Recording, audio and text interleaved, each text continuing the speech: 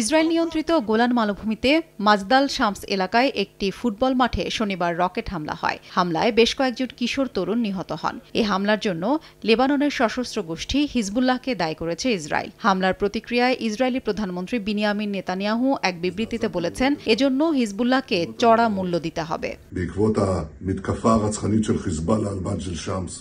তবে হামলার অভিযোগ অস্বীকার করেছে হিজবুল্লাহ। ইসরায়েল মিথ্যা অভিযোগ তুলেছে বলে দাবি সশস্ত্র গোষ্ঠীটির। একটি বিবৃতিতে তারা বলেছে, এ ঘটনার জন্য ইসলামিক রেজিস্ট্যান্সের কোনো সম্পর্ক নেই। হিজবুল্লাহ যদিও এর আগে গোলান মালভূমিতে ইসরায়েলি সেনাবাহিনীর হেরমন ব্রিগেডের সামরিক সদর দফতরে হামলাসহ 4টি হামলার দায় স্বীকার করেছে। যে ফুটবল মাঠে হামলার ঘটনা ঘটেছে সেখান থেকে মাত্র 2 মাইল দূরে হেরমন ব্রিগেডের ওপর হামলার ঘটনা ঘটে। তবে এবারের মাজদাল শামসকে লক্ষ্যবস্তু করার বিষয়ে অভিযোগকে তারা স্পষ্টভাবে প্রত্যাখ্যান করেছে বলে জানায় গোষ্ঠীটি। এক বিবৃতিতে লেবাননের সরকার বেসামরিক নাগরিকদের ওপর হামলার নিন্দা জানিয়ে সব পক্ষকে শত্রুতা বন্ধের আহ্বান জানিয়েছে।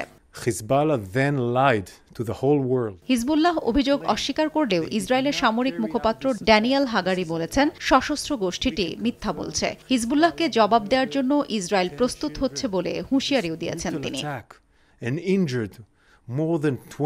ইসরায়েলের প্রধানমন্ত্রী বিনিয়ামিন নেতানিয়াহুর কার্যালয় জানিয়েছে, মাজদাল শামসে হামলার পরপরই নেতানিয়াহু তার ইসরায়েলে ফিরে যাওয়া যত দ্রুত সম্ভব এগিয়ে নিয়ে আসার নির্দেশ দিয়েছেন।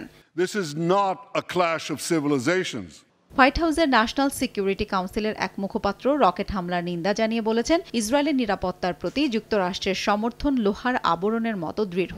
একই সঙ্গে হিজবুল্লাহ সহ ইরান সমর্থিত সন্ত্রাসী গোষ্ঠীগুলোর বিরুদ্ধে যুক্তরাষ্ট্রের অবস্থান কঠোর বলেও জানান তিনি।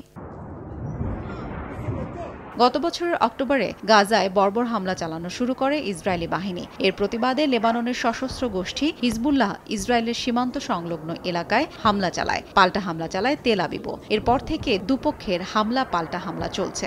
নতুন করে গোলান মালভূমির হামলার ঘটনা উত্তেজনা আরও বাড়িয়ে দেবে বলে শঙ্কা বিশ্লেষকদের। হাফসাতুন নেসা, সময় সংবাদ।